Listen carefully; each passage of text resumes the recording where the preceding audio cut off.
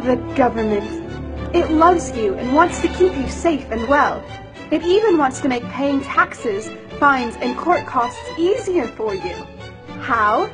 Well, you'll need to meet your straw man. He was born the same day you were. He looks like you, has the same name, and lives in your house, but you never knew he existed. You will have even paid his parking tickets or taxes. The worst part? He's been dead from day one. From every birth certificate, a legal personality, or legal fiction, is created with the same name to confuse little old you into thinking it's you. So, there is a human you and a paper you, or as it's commonly known, a straw man. So when it seems like government officials, court clerks, or the police are speaking English, they aren't.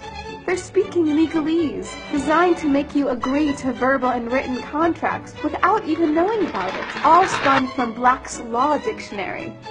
For example, when the police say, "Do you understand?" you'll say, "Yes." What they are really saying is, "Do you stand under our authority?" Oops-a-daisy, you just created a verbal contract with them. Oh, you clever government. Did you know that whenever you register something, you are handing over title to the person you register it with? That's right. Whenever you register something with the government, they assume it belongs to them. Registered your car? Super! Now you are the registered keeper of your vehicle, and the government can crush it when you don't pay your, straw man's taxes. Expecting a new bundle of joy? Well then you need to register your little darling with a birth certificate.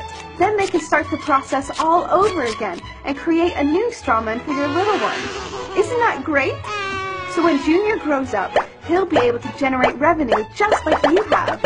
When you notify on your baby by signing the birth certificate, your child becomes a ward of state, and if the government doesn't like what you're doing, they'll assume it's okay to take the child away, or make new rules for things they don't like.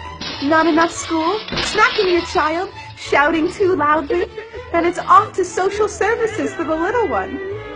When you get a bill, it's sent to you, but belongs to your straw man, not you. That's why bills, fines, and summons start with Mr., Mrs., or Ms. Sometimes you'll see your surname in capitals, just like on a gravestone.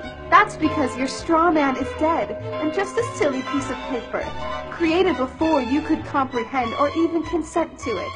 When you go to court, you represent your straw man, so you, the human, take on any costs, fees, taxes, and fines involved for the straw man.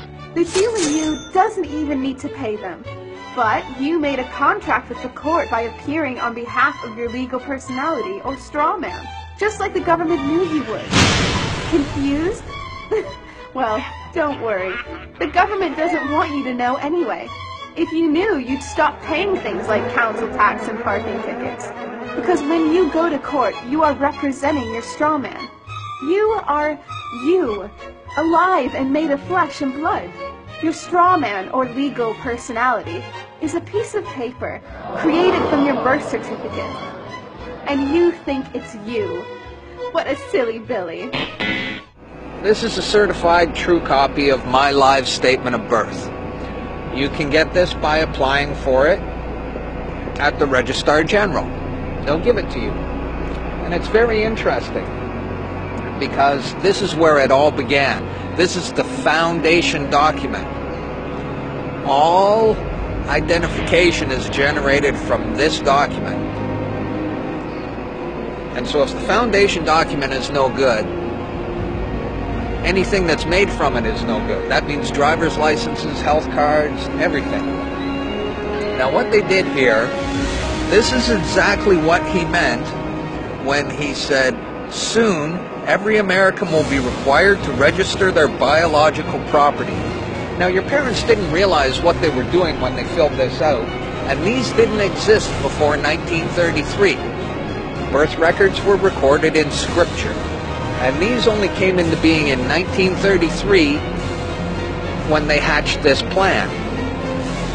They created a corporate fiction with a name just like yours. In doing this, they registered and monetized the spirit and soul of a living being. This denotes ownership. And when your parents were tricked into filling this out, they allowed your spirit and your soul to be monetized. And futures were sold on you. Spirit and soul. Now, this is my birth certificate. This is actually a share. See this red number? This A, I'm born in Canada, this is a Class A share. Now, this is called a CUSP number. And all securities require a CUSP number. And that's what this is. And you are held as collateral to secure the debt which our government owes to international bankers. So you and me and all these people here are actually collateral. And we don't even own our lives. We are chattel. And we believe we're free. I made an application to the Registrar General and I got my original social insurance application. Now before they sent it to me, they put a little piece of paper over this before they photocopied it. Because my friend has his and they didn't block this out, and when you hold it up, you see Bank of Canada. It is said that the best slaves are the ones who don't know that they're enslaved. And we all have invisible chains on us, and we don't know it. What truth? That you are a slave here.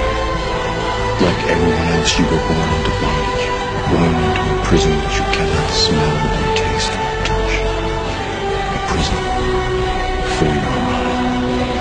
We're talking about big bucks. We're not talking about hundreds of millions or even hundreds of billions now. We're talking about trillions of dollars.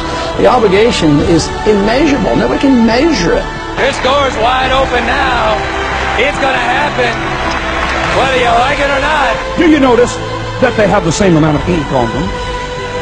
Do you notice that they're made out of the same virtually worthless stuff? It's paper. Did you get it? It's paper. When we create money, we have created an instrument of value that has no value of its own.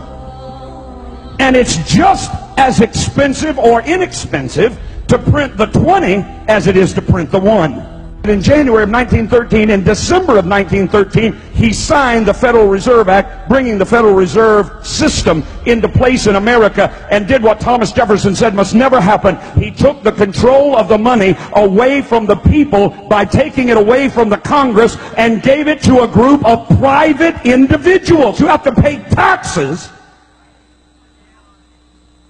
on the money they loan the government.